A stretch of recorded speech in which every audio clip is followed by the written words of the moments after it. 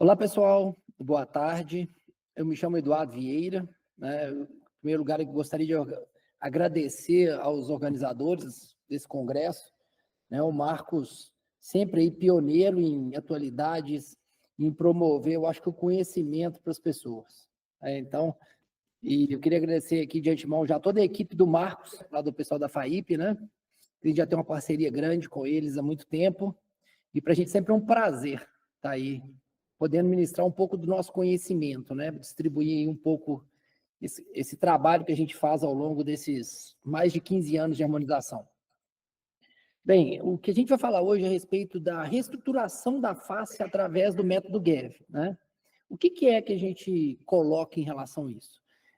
Hoje em dia, a gente tem que ter um conhecimento e a preocupação de entender que os pacientes eles não vêm na nossa clínica para procurar uma seringa de ácido hialurônico, para comprar um fio, para comprar um preenchedor, um bioestimulador. Não.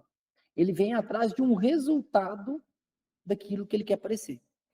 Como diz, até o marketing fala isso muito hoje em dia, as grandes empresas. As pessoas não compram a função de um aparelho. As pessoas compram um aparelho, aquilo que eles vão proporcionar para ela de bom. O que ela vai conseguir fazer com aquilo. E a estruturação da face nada mais é do que isso.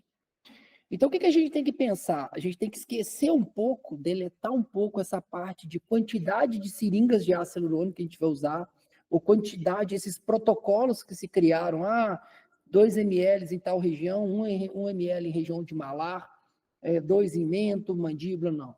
É um protocolo que a gente criou, que a gente desenvolveu isso, uma técnica, em relação ao arquétipo de cada pessoa. E isso aí a Patrícia vai falar muito bem depois da minha aula. Fiquem aí para depois da minha aula, que a Patrícia vai falar muito bem de arquétipo. E arquétipo, hoje em dia, as pessoas estão comentando muito isso agora. Né? A Patrícia foi uma das primeiras pessoas a falar de arquétipo na harmonização. Né? Quando ela começou a falar disso, ninguém falava. Né? Então, ela foi pioneira nisso. E agora as outras áreas, as pessoas estão falando porque viram a respeito do arquétipo. E muitas vezes eles confundem o perfil comportamental DISC com o arquétipo. São duas coisas distintas, tá? Então, assim, eu vou me focar mais na parte do arquétipo em relação a como a gente vai trabalhar esses pacientes. Né? Por quê? Quando o paciente nos procura no consultório, na clínica, ele não vem te criando um protocolo. Fala, eu vim aqui que eu quero 2 ml de ácido no mento, mais 1 ml no malar e na têmpora meio ml. Não. Ele veio aqui reclamar que ele está com a face caída, ou que ele está com aspecto de envelhecido, ou que ele está com uma cara triste, ou que ele tem uma feição, uma face que não passa credibilidade, virilidade, sensualidade. Então, tudo isso, a pessoa almeja algo. Quem vai fazer a harmonização, ela está em busca, à procura de alguma coisa. Seja ele ficar com um aspecto mais viril, ou um aspecto mais delicado, ou um aspecto mais agressivo, um aspecto mais imponente. É isso que o paciente quer. E é lógico que ele vai reclamar, se ele tem uma flacidez, se ele tem rugas, isso aí faz parte do universo do paciente, o que incomoda. Agora, cabe a nós estudarmos, em primeiro lugar, o que esse paciente almeja. O que ele quer passar? O que ele quer passar para as pessoas? Aquele ar de seriedade, ou um ar mais de simplicidade, ou um ar de pessoa extrovertida, que a gente chama um arquétipo de bobo da corte, né? Então, dentro dos arquétipos, a gente tem basicamente 12 arquétipos. E aqui a gente tem 2 exemplos de 2 pessoas que têm o mesmo arquétipo, que é o arquétipo da amante. Então, quando a gente fala dos arquétipos, não é que tem um arquétipo melhor ou pior do que o outro. Certo? Então, assim, as pessoas falam, eu quero ter tal arquétipo. Não, depende do que você quer interpretar, o que você quer passar para as pessoas. A gente tem lá a Gisele Bündchen, com o aspecto de amante. Só que o aspecto de amante dela, o arquétipo dela de amante é de exclusividade, né? De uma amante exclusiva. E a Anitta tem um arquétipo de amante, que é aquela pessoa mais popular. Certo? Então, não quer dizer que um é melhor ou pior. E não quer dizer que 2 pessoas, de maneira comportamental, que são antagônicas, têm arquétipos diferentes. Longe disso. Tá? E o que a gente tem que entender hoje em dia? Que na natureza, né, como dizia Charles Darwin, o que vai sobreviver hoje na natureza não é o mais forte, e o que melhor se adapta ao ambiente.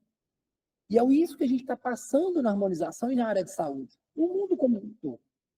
Então, quem são os dentistas, quem é médico, dentista, biomédico, quem formou há mais tempo, né, eu formei, já tem 25 anos, aquela odontologia que eu formei há 25 anos, ela não existe mais hoje. E é uma questão de adaptação, a gente tem que mudar, tudo evolui. Não vou entrar no mérito aqui se é para melhor ou para pior, se evoluiu. É que evoluiu. E nós temos que fazer parte desse processo, porque senão a gente vai ficar para trás. Certo? E com a internet hoje, o acesso à informação, ele é muito democrático. Então, qualquer pessoa pode ter acesso à informação hoje. Então, se nós não procurarmos nos adaptar em relação a isso, os nossos próprios pacientes vão nos questionar e vão nos abandonar com isso. Isso é óbvio, certo? E aí, primeira coisa que a gente tem que entender, quando a gente vai fazer esse tratamento, a gente tem que conhecer muito a anatomia e o processo de envelhecimento. De que maneira? Como a gente envelhece? Porque muitas vezes nós vamos atender pacientes em que a gente vai tratar o envelhecimento dele.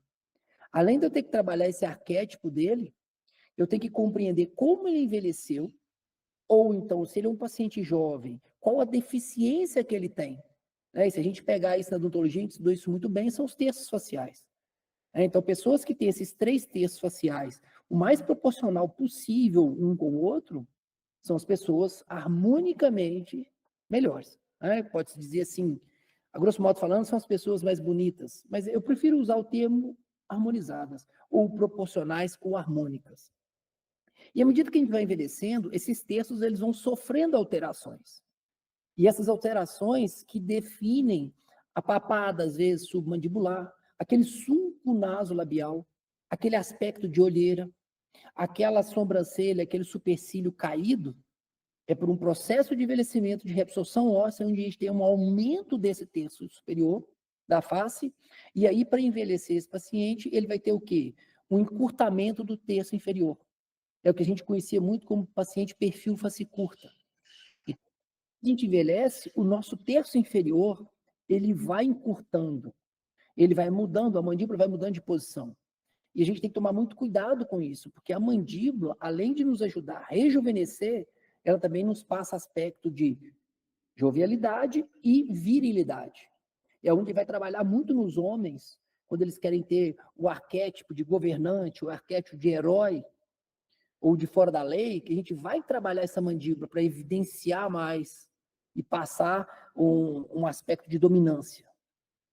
Certo? Como nas mulheres, quando a gente quer passar um aspecto de sensualidade, a gente vai trabalhar mais o quê? Arco zigomático, malar, né? Exaltando o terço médio dela, diferente do homem, certo? Então a gente sempre fala que a anatomia ela é soberana. Sempre que nós formos fazer qualquer tratamento, qualquer protocolo, qualquer técnica, qualquer método de tratamento, nós temos que nos embasar na anatomia. E é lógico, anatomia associado ao conhecimento científico. E para a gente começar a compreender isso de anatomia, a gente tem que ter muito bem claro na cabeça o que é a parte fixa da face e o que é a parte móvel da face, e o que é o SMAS. Que todo mundo fala, o famigerado SMAS. E muitas vezes o conceito de SMAS é dado de maneira errônea. É lógico que a gente não vai ter tempo aqui de ficar falando muito essa parte de anatomia de SMAS, mas o que a gente tem a grosso modo, de maneira simples para eu explicar, o SMAS é o sistema músculo aponeurótico superficial. O que é esse sistema, então? Ele tem uma associação de tecido muscular, de tecido de gordura e de fáscias e de ligamentos. Então, o que vai envolver a parte medial do masseter, a medial do temporal até a região cervical. Então, dessa parte medial de masseter temporal para trás, o que a gente vai acontecer? Ali está o SMAS. Não existe SMAS na parte anterior da face. Por que não existe? Porque a parte anterior da face, nós temos os músculos da expressão mímica. São os músculos fácio-cutâneo e até os osteocutâneos. E para eu ter esses músculos participando da expressão mímica, ele tem que atravessar as camadas da face. E quando eu tenho o SMAS me impede de ligamentos e músculos atravessarem essas camadas. Por isso que a expressão mímica está na região anterior. E é por isso que quando a gente envelhece, a região anterior, ou a parte anterior da face, é a que mais se nota no processo de envelhecimento. Certo? Bem, e outra coisa importante que nós temos que discernir muito bem é a constituição óssea. Porque para eu ter uma face harmonizada, eu tenho que ter suporte. Para eu suportar esse músculo, suportar essa camada de gordura, suportar esses tecidos, eu tenho que ter osso embaixo disso. E aí eu vou ter a constituição óssea do homem diferente da mulher. E quando eu for trabalhar no homem, como um exemplo, a mandíbula, o mento. O mento da mulher é um pouco mais arredondado e mais estreito. Quando eu vou trabalhar no mento do homem, eu procuro trabalhar o quê? Um mento mais achatado e alargado. E é lógico que isso vai variar de etnia para etnia. Aí eu não posso pegar um homem de uma etnia determinada e comparar com uma mulher de outra etnia. Não. A gente fala isso quando é da mesma etnia. Certo? Corpo da mandíbula, você vai ter no homem, ele é mais desenvolvido, ele é mais largo do que na mulher. O arco zigomático do homem, ele é mais largo do que o da mulher. E quando a gente vai harmonizar uma mulher, a gente procura fazer esse preenchimento com um arco zigomático mais ascendente.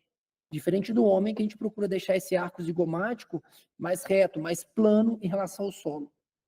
Porque quando eu acendo esse arco, deixo ele mais ascendente, eu passo o aspecto de feminilidade e de sensualidade. E também outra coisa que eu tenho que compreender muito bem é esse processo de reabsorção óssea que ocorre durante o processo de envelhecimento. E à medida que esse osso vai reabsorvendo, principalmente nas regiões de malar, região periorbital, região de base de mandíbula, de corpo de mandíbula, sempre próximo a regiões de forames, eu vou ter um processo de reabsorção óssea mais acentuado. É por isso que com o envelhecimento, a gente observa os pacientes com olheiras. Se a gente pegar essas 3 fotos aí, ó, fazendo esse desenho cronológico do envelhecimento, vocês observam que à medida que esse osso vai sendo reabsorvido na região periorbital, eu vou tendo o aparecimento que de olheira, daquele aprofundamento da região pálpebro-malar. E à medida que esse osso reabsorve, eu vou ter perda de sustentação dos ligamentos periorbitais e desse tecido de gordura que tem ali, e eu vou ter pitose dos tecidos subcutâneos. Então, quando a gente vai tratar esses pacientes, eu tenho que lembrar que primeiro eu tenho que reposicionar os tecidos. E é isso que o nosso método a gente vai fazer. A gente vai reposicionar primeiro, estruturar primeiro, para depois, se precisar, preencher e volumizar. Nem todo mundo vai precisar de volumizar, como outras pessoas necessitarão de volumizar. Depende muito do que a gente quer entregar para esse paciente. Qual o aspecto que ele quer passar? Um aspecto de um arquétipo governante ou de um aspecto de uma pessoa amante ou de um aspecto de homem comum ou até do bobo da corte, certo? Então, tudo isso vai interferir no nosso método de tratamento. E é lógico, associado a isso, a gente tem que ter um conhecimento muito aprofundado de anatomia. Porque a partir do momento que a gente trabalha com ácido hialurônico, que a gente vai trabalhar com preenchedores, e é lógico, nesse método que a gente trabalha, a gente não vai usar só preenchedor. A gente vai associar fios, preenchedores, lasers, bioestimuladores e toxina botulínica. A gente vai fazer isso para poder o quê? Reestruturar a face dos nossos pacientes. Então, a gente tem que ter essa preocupação que não dá para trabalhar só com o material. Então, muitas vezes as pessoas falam, ele é especialista em ácido hialurônico. Não dá para ser especialista em ácido hialurônico. Nós temos que ser especialista em reestruturar a face. E às vezes eu vou precisar de ácido hialurônico, como outras vezes eu vou precisar de fio, como eu vou precisar de bioestimulador, lasers e até procedimentos cirúrgicos na face. E na região frontal, a gente vai trabalhar na região frontal? Sim, vai precisar trabalhar, mas nem sempre nós iremos utilizar ácido hialurônico na região frontal. Porque quando a gente trabalha essa abóbora frontal, se nós deixamos ela muito proeminente, nós feminilizamos os pacientes. As mulheres têm a abóbada frontal mais convexa do que os homens.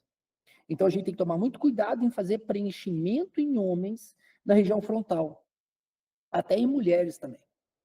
E para isso, a gente pode lançar a mão dos fios, lançar a mão dos lasers, de outros também, até tratamentos cirúrgicos também. E lembrando, qual a importância, quais artérias importantes a gente tem nessa região? Supraorbital e supratronclear. São ramos de quem? Ramos da artéria da carótida interna. Então, eu tenho que lembrar que tem comunicação com a artéria oftálmica. Então, se eu for trabalhar na região frontal, qual que é a minha maior preocupação? Região oftálmica. Se eu jogar preenchedor dentro desse vaso, o que pode acontecer com esse paciente? O risco que eu corro é maior. Então, a gente sempre tem que trabalhar com muita responsabilidade e parcimônia nessa região do terço superior. E é lógico que a gente precisa, quando a gente vai estruturar a face, nós precisamos de trabalhar na região temporal. É onde está o SMAS ali. E a gente vai trabalhar na região. Só que a gente sabe que essa região ali, eu tenho o risco também, são áreas de riscos. Porque ali eu tenho ramos da artéria maxilar, que faz a irrigação profunda da face, e da artéria temporal superficial. E que os ramos dessas artérias podem anastomosar com os ramos palpebrais, que são ramos da artéria oftálmica. Então, sempre que eu trabalho no terço médio superior da face, eu estou trabalhando em zonas que têm comunicações entre carótida interna e carótida externa, ou melhor dizendo, anastomose entre elas. Então, isso é muito importante a gente ter essa preocupação. E aí, se eu for trabalhar com agulha em arco zigomático ou em região temporal, eu tenho que ter um cuidado maior. E quando a gente vai lançar a mão de agulha, a gente procura usar na região do arco zigomático. Por quê? Normalmente, na região do arco zigomático, não passa vaso. A gente tem ali a transversa da face passando abaixo do arco zigomático e a artéria zigomático orbital passando acima do arco zigomático. Então, ali a gente pode trabalhar com a agulha, porque por muitas vezes as pessoas demonizaram a agulha. Ah, não se pode trabalhar com a agulha. Não. Quando eu preciso fazer reestruturação, eu preciso fazer projeção vertical, eu tenho que fazer um reposicionamento de tecido e aumentar o estímulo do músculo, fazer uma miomodulação, eu tenho que utilizar a agulha. Então, a gente tem que saber o local certo e a quantidade certa de ácido quando eu vou trabalhar com a agulha. A agulha não tem perigo nenhum, desde que seja utilizada em áreas que a gente conheça a anatomia. E sempre aspirar, né, pessoal? Isso aí é óbvio para todos nós. E lembrando aqui que a gente vai trabalhar com a artéria maxilar, quando a gente vai pegar ela? Quando a gente vai trabalhar em região temporal, né, que nós temos ramos temporais profundos da artéria maxilar, e quando a gente está na região infraorbital, quando a gente vai trabalhar ali na região ali, abaixo da borda óssea, na região infraorbital, na região malar, conhecido como malar. Outro termo errado que as pessoas falam na pré-maxila, ali não é pré-maxila. Ali é a região infraorbital ou subocular, ou região malar. Para alguns livros, a região malar é todo, arco zigomático e malar ao mesmo tempo. Eles chamam de zigomático malar. Mas o que não é aquela área ali é pré-maxila. Esse é um termo errôneo das pessoas. Quando a gente for trabalhar também, outra preocupação é o nariz. O nariz é de fundamental importância no método GAV. Porque quando eu tenho mulheres, eu vou ter que trabalhar esse ângulo nasofrontal e esse ângulo nasolabial dessas mulheres para eu poder passar delicadeza, para eu poder passar sensualidade. O nariz e a boca são de fundamental importância quando eu quero trabalhar nas mulheres. E aí eu tenho que ter um conhecimento muito profundo da vascularização na região do nariz. Que ali a gente vai ter comunicação de carótida externa e carótida interna. Onde a gente tem irrigação ali de ramos da oftálmica, como a dorsal nasal, a dorsal do nariz. A nasal externa, que é ramo da etimoidal medial. Então, tudo isso eu tenho que ter essa preocupação. E ramos da facial, eu tenho ali a nasal lateral. E sempre lembrando que esses vasos, eles vão anastomosar com os contralaterais, tá? Uma preocupação muito grande é, sempre um vaso da região nasal, ele anastomosa com o contralateral dele. E aí as pessoas falam, mas é perigoso trabalhar com ácido hialurônico. Não, esse artigo aqui mostra pra gente. Se nós trabalharmos com responsabilidade, esse artigo do Wing, o que ele coloca ali, do Wang? Ele colocou que o ácido hialurônico hoje em dia, ele substitui em 80% os procedimentos não cirúrgicos quando se vai fazer preenchimento, vai se trabalhar no nariz. Preenchimento nasal, ele não é perigoso a partir do momento que você conhece a anatomia e que você coloca uma quantidade pequena de ácido por sessão. E a gente tem que saber diagnosticar quando esse procedimento é um procedimento de ácido hialurônico, quando é um procedimento de fio ou quando é um procedimento de rinoplastia. É isso que coloca em risco o nosso trabalho. Se aquele caso tem indicação para ácido hialurônico, ele vai ser feito em ácido hialurônico. Por quê? Porque, segundo o autor, quando você trabalha com ácido hialurônico, você minimiza as complicações de uma cirurgia, você torna um pós-operatório muito menor ali, né, esse downtime pequeno, que às vezes você faz um preenchimento nasal do paciente, com 24, 48 horas, esse paciente está tranquilo, não tem dor, não tem incômodo, não tem sangramento, diferente de quando eu faço um procedimento cirúrgico. Mas é lógico, o que é a preocupação ali? A quantidade de ácido hialurônico que se coloca por sessão.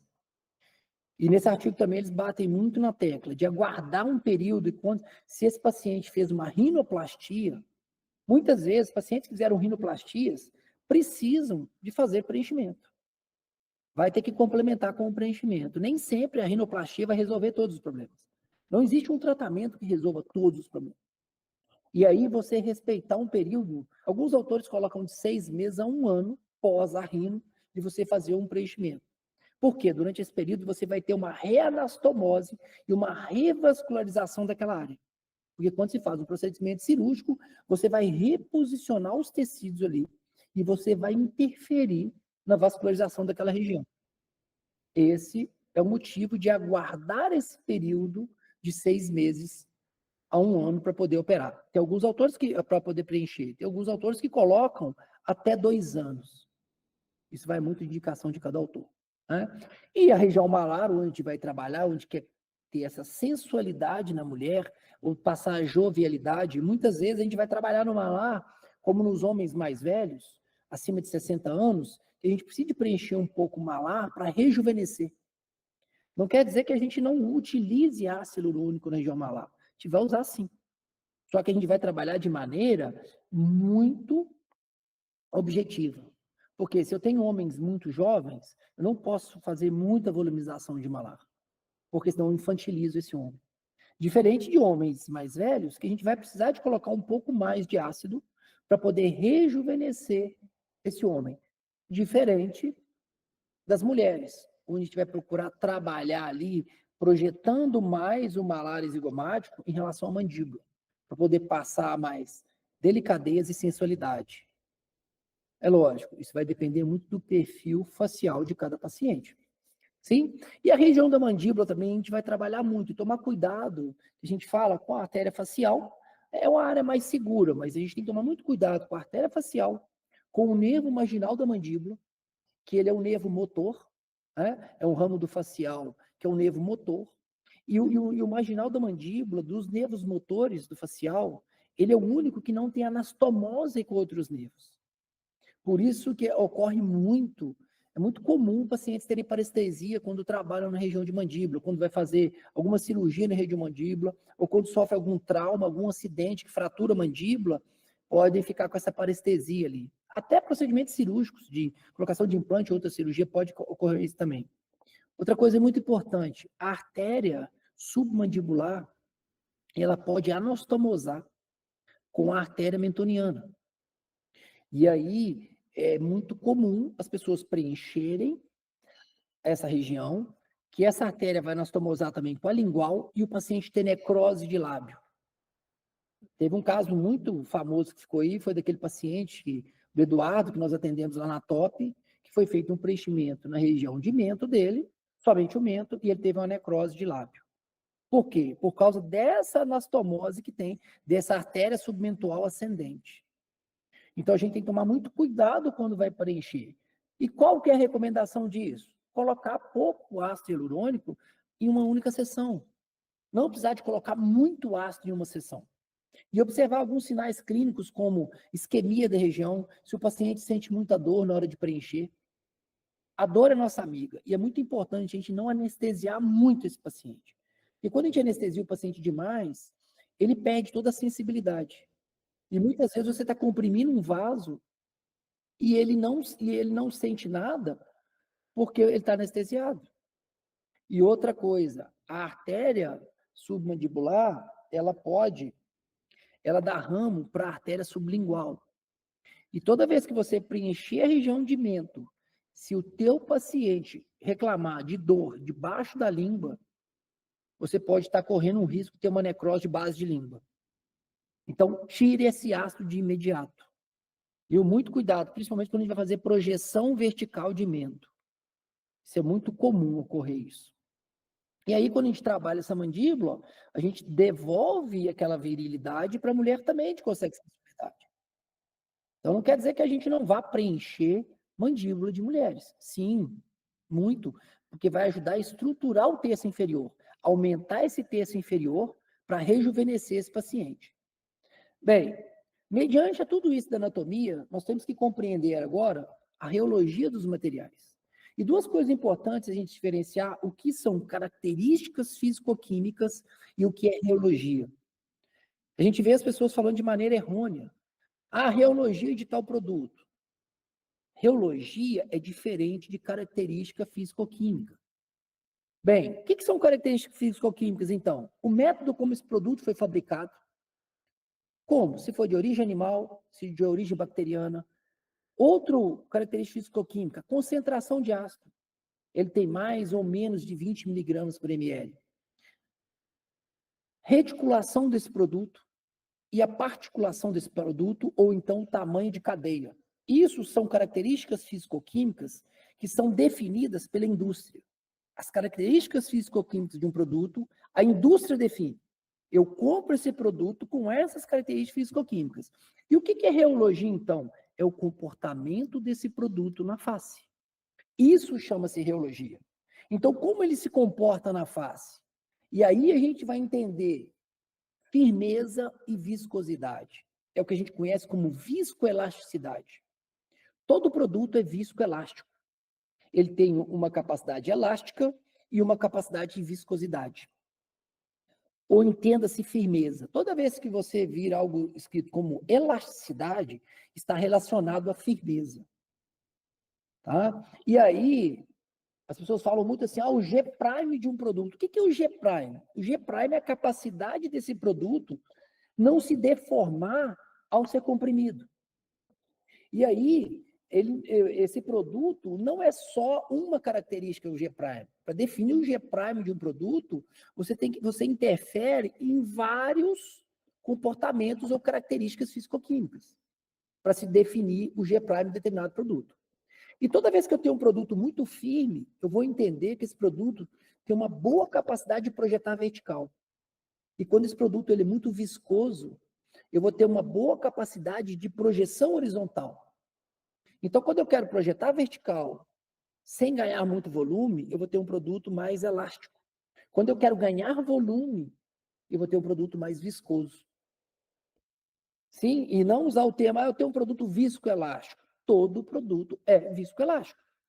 E aí, chancelando isso, a Catarina Edsma, em 2018, ela publicou um trabalho de reologia comparando algumas marcas de produto. E é muito difícil a gente estudar reologia porque a indústria não tem muito interesse de passar isso para a gente, né? De querer mostrar para a gente as características físico-químicas e as propriedades reológicas de cada material. Então, a gente tem que ir atrás de alguns artigos, de alguns autores, e é lógico, muitas vezes o autor vai ter um viés para alguma empresa, ou ele vai pesquisar para uma determinada empresa, ou ele é consultor de alguma empresa. Infelizmente é isso. E a gente tem que saber filtrar esses artigos. E o que é interessante aí que a Catarina Edsman colocou isso? Primeiro, géis que têm um G' muito alto, eles são pouco coesos. Então, o que é isso? Quando eu quero um produto em área de mobilidade, exemplo, lábio, eu não posso ter um produto que tem um G' alto, porque ele vai perder coesividade. E se ele tem baixa coesividade, vai ser um produto que vai durar pouco na boca. Aí, às vezes a gente vê as pessoas fazendo preenchimento labial com ácidos hialurônicos de alto G'. Beleza, faz, dá uma projeção uma projeção grande lá projeta muito, marca muito, só que o material dura pouco. E outra coisa, o lábio perde mobilidade, ele perde naturalidade. Porque a gente vê muitas fotos de lábio, como disse, fotos estáticas. Nós temos que ver mais vídeos de lábio, ver movimentos de lábio, ver naturalidade. Quando o paciente sorri, quando ele vai fazer sucção, né? É aí quando ele vai falar, pronunciar as palavras sibilantes, é aí que a gente vai ver se um trabalho ficou bem feito ou não, certo? E aí, quanto menor o G' desse produto, ele é mais coeso. E uma coisa interessante, produtos que têm uma quantidade de ácido hialurônico, uma concentração de ácido menor que 20 miligramas por ml, tem baixa coesividade. Então, esses produtos que a gente vai fazer aí, hidratação da face com ácido hialurônico, né, os boosters, esses produtos, os que têm os que têm concentração abaixo de 20 miligramas por ml, são produtos que têm pouca coesividade. Então, são produtos que eles vão espalhar com maior facilidade e vão ser reabsorvidos também de maneira mais fácil. Aí é um teste, né, que foi feito lá na época, o pessoal lá da Evo, que fez esse trabalho, para ver ali o módulo elástico de um produto. Observa como a gente tem um produto que ele tem uma alta elasticidade e é um produto que tem uma coesividade também muito alta, tá? A gente pode ver essa propriedade desse produto aí, ó. E aí, o que que a gente tem? E o que que é viscosidade, então? O que que eu entendo por viscosidade num produto? Quando eu tenho ali aquele produto que eu tenho uma dificuldade, segundo o Feigen, é um produto que eu tenho uma dificuldade desse fluido movimentar. É para esse produto passar pela seringa. Então, ele vai ter que a gente fala, uma resistência de forças externas. Né? O que que interfere muito na viscosidade do ácido? O tamanho da cadeia molecular dele, ou o tamanho da partícula. Então, quando eu tenho ácidos que têm tamanhos de partículas ou cadeias grandes, serão produtos com maior viscosidade. Então, isso aí, essa propriedade geológica dele, dessa viscosidade, vai ser definido por quê? Pelo tamanho de cadeias ou partículas de um determinado produto. E quando a gente vai trabalhar nesses nossos pacientes, nós temos que ter essa tríade aqui, ó, viscosidade, elasticidade e coesividade. É o que todos os ácidos têm. E para cada característica, para cada região, para cada área, para cada perfil de paciente que eu quero trabalhar, eu vou ter uma dessas três aqui como dominância. Se eu quero fazer uma projeção vertical de uma área que o paciente tem muita flacidez, então esse paciente tem muita flacidez, ele tem muito volume na face, só que eu tenho que reposicionar esses tecidos. Eu vou procurar um produto, então, que ele tenha mais o quê? Elasticidade. Ele vai ter que ter a dominância da elasticidade em detrimento da viscosidade e coesividade um pouco menor. Ah, eu vou trabalhar numa região de maior mobilidade, região de malar, que eu preciso de ter mobilidade, porque ali eu tenho os músculos da expressão mímica, os levadores do lábio, e eu vou precisar de ganhar um pouco de volume ali. Então, eu vou ter que ter um produto que tem uma coesividade boa e uma viscosidade boa. E eu vou ter que diminuir um pouco a elasticidade desse produto. Porque se eu tenho um produto muito elástico, é um produto que ele não aceita muito movimentação. Ele tem uma baixa coesividade. Ele marca no meu paciente. Quando o meu paciente sorri e fizer qualquer movimento, ele vai sorrir. E outra coisa importante é a gente entender, para esse método GEV, o quê? A miomodulação. E esse trabalho do Maurício de Maio, 2018, é muito interessante, onde ele coloca a miomodulação. É quando a gente vai trabalhar na musculatura. Porque nós temos que entender que o músculo é soberano. Quando eu quero reposicionar os tecidos, eu vou definir através do músculo. Eu vou estimular esse músculo ou eu vou deprimir esse músculo. E aí, o que que vai fazer com que eu estimule ou deprima esse músculo? A camada ou a profundidade que eu coloco o meu ácido. E qual tipo de ácido hialurônico eu coloco. Então, se eu coloco esse ácido abaixo do meu músculo, eu vou estimular o meu músculo.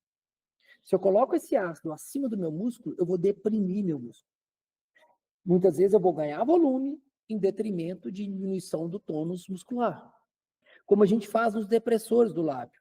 Nos músculos depressores, a gente coloca esse produto mais subcutâneo, acima do músculo, e quando a gente quer estimular nos elevadores, a gente coloca com agulha justa-ósseo ou justa-periósteo para poder estimular a musculatura.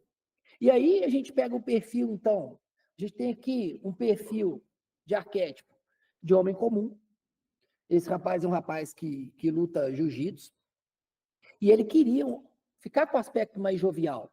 Então, para ele passar mais dominância, imponência, que ele é um lutador de jiu-jitsu. Então, o que a gente procurou trabalhar ali? Marcar mais a mandíbula dele, dar um pouco de volume na têmpora dele para ajudar a fazer o lift e dar um pouco de projeção no malar dele, para rejuvenescê-lo. Por quê? Com a atividade física que ele faz muito intensa, ele perde essa camada de gordura lamelar que está na parte fixa da face. Então, as pessoas que são atletas ou que são pacientes muito magros, eles perdem a gordura lamelar. Eles têm uma diminuição dessa gordura lamelar. E com essa diminuição da gordura lamelar, passa-se o aspecto de envelhecimento ou o aspecto cadavélico para as pessoas, quando nós vamos olhar na parte fixa da face deles. E aí a gente usou materiais de reologias diferentes, por quê? A gente queria trabalhar a mandíbula, ter uma projeção, a gente trabalhou com material como nesse caso o Evo Ever, na mandíbula, para projetar essa mandíbula, para a gente ganhar uma projeção maior, e de um bioimplante, um produto que eu tenho uma volumização, uma estruturação maior, e no ramo ascendente de mandíbula, e na região de malar, a gente trabalhou profundo com o Ultra Deep, e o derme na região de têmpora e periorbital, para passar. É um produto que ele tem um G' mais baixo, uma elasticidade menor, em contrapartida ele tem uma coesividade maior, para permitir com que ele tenha naturalidade nos movimentos da face. E por que é importante a gente respeitar as características físico-químicas desse produto? Porque a Diana Rosamilha, ela publicou um trabalho em que ela comparou da linha da MERS, tá? Ela pegou lá o Radies com anestésico e sem anestésico, ela pegou o Belotero Intense, Belotero Balance, o Belotero Volume e o Belotero, me perdoe que o amarelinho é o Belotero para hidratação. Esqueci agora o nome dele, que é esse amarelinho. E o que ela comparou? Ela pegou esses produtos, depositou todos esses produtos abaixo do músculo. E o que ela viu com o tempo? Ela fez na abóbora craniana. O que ela observou? Que esses produtos, quanto menor a capacidade estrutural do produto, mais ele migrava. Por isso, então, se alguém te falar que ácido hialurônico não migra, migra sim. E quando eu coloco, é só você falar, pega o trabalho da Rosamilha que você vai ver que ele migra. Então, toda vez que eu pego um material, um produto, um ácido hialurônico, de uma propriedade físico-química específica, para uma determinada região da face, e eu coloco em outra, ele vai se submeter aos tecidos daquela região e ele pode migrar. E ele vai migrar. Certo? Então, a gente tem que tomar muito cuidado com isso. Então, no nosso método Guerra, a gente procurou basear em anatomia, como vocês estão vendo, e na ciência, na literatura. O que respalda para a gente fazer? Como a gente pega aqui, um caso de uma mulher que faz atividade física, uma mulher com 48 anos de idade, que faz muita atividade física, e ela já tem uma perda de tecido ali, principalmente na região da parte fixa, que é a gordura lamelar, por causa da quantidade de atividade física que ela faz. E já vai tendo o aspecto de um pouco envelhecido, cansado, por causa dessa atividade física. E aí nós trabalhamos com 2 produtos, por quê? Eu não queria projetar muito os tecidos, para não ter uma mandíbula muito marcada, nem um zigomático muito marcado, sendo que ela já tinha zigomático. A gente queria passar um aspecto de naturalidade e de uma face descansada. É o que a gente conseguiu aí, respeitando a reologia do produto e respeitando o aspecto com que ela queria passar, com o arquétipo dela. Qual a imagem que ela queria passar para as pessoas? É isso que a gente tem que entender. É isso que os pacientes, quando nos procuram, a gente tem que sempre lembrar, eles não estão comprando seringa de ácido hialurônico e fio. Eles querem mudar a sua história. E é isso que a gente vai contribuir. Bem, outro trabalho também que chancela isso é o trabalho da Casabona, onde ela coloca, em 2009, ela publicou esse trabalho falando o quê? ela comparou, fazendo o preenchimento primeiro, começando pela parte fixa da face e depois indo pela parte móvel, e numa segunda situação, ela começou da parte móvel primeiro para ir para a parte fixa. O que ela viu? Quando ela começava da parte fixa primeiro, ela gastava menos ácido, ela tinha um resultado mais efetivo na sua parte de estruturação. Ela usava menos ácido hialurônico e tinha um resultado melhor na parte de estruturação facial. E aí a gente pega um exemplo, ó, paciente jovem, paciente de 26 anos, com aspecto de inocente, que reclamava que queria um aspecto mais sensual, de mulher mais imponente. E aí o que a gente procurou fazer? Vamos trabalhar isso, porque é uma paciente bonita, jovem, tem uma cara de menininha, e ela quer ter uma cara de mulher, mais imponente, mais decisiva. E nós vamos trabalhar o que nela? A parte de malar, de zigomático, definir esse ângulo da mandíbula dela um pouco, e o corpo e o mento dela também, para poder passar aquele aspecto de imponência dela. E é lógico, se a gente pegar esse trabalho da Casabona, a gente vai respeitar essa parte fixa da face, mas lembrando que quando ela desenha essa linha ligamentar, ela vem, a Casabona, ela vem até a região do septo mandibular, sendo que hoje é definida essa parte fixa, que ela não vai até a parte do septo mandibular. Então pode ver onde a gente fez a marcação aí com essa marcação vermelha, nós só fizemos na parte fixa da face que é relatada hoje em dia, que é o quê? Definido pela borda medial do masseter para a região da linha do cabelo. Certo, Pedro? Aí depois nós fomos para a região malar, para projetar um pouco esse malar, diminuir um pouco aquele aspecto de olhar cansado ali, né? E dar aquele aspecto de sensualidade para ela. De colocar de arquétipo, o arquétipo de amante e de sábio. É isso que a gente procurou fazer. E aí, ó, esse é o trabalho que eu disse a vocês, que revisita essa linha ligamentar aí da Casabona e propõe, eles explicam de maneira anatômica que a parte fixa da face é delimitada por essa borda medial do músculo masseter. E que quando a gente vai trabalhar com estruturação facial, produtos mais estruturadores, esse é um trabalho de 2023, que é um trabalho muito recente disso. Eles recomendam utilizar materiais estruturadores mais na parte fixa da face. Então, sempre que formos trabalhar a parte fixa, dar preferência para produtos mais estruturadores.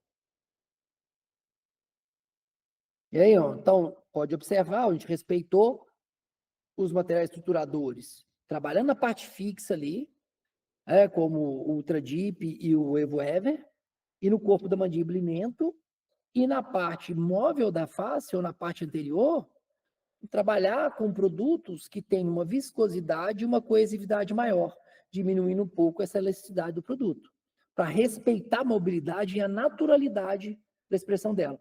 E esse é o resultado que a gente tem. É isso que a gente quer com o método GEV. É devolver para o paciente aquilo que ele almeja. Não aquilo que eu penso, e sim aquilo que o torna mais feliz. Lembre-se, o paciente não está comprando produto. Ele buscou realizar um sonho. E aí a gente pode pegar a comparação.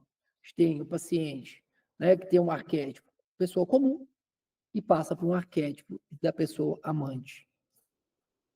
Com bastante naturalidade.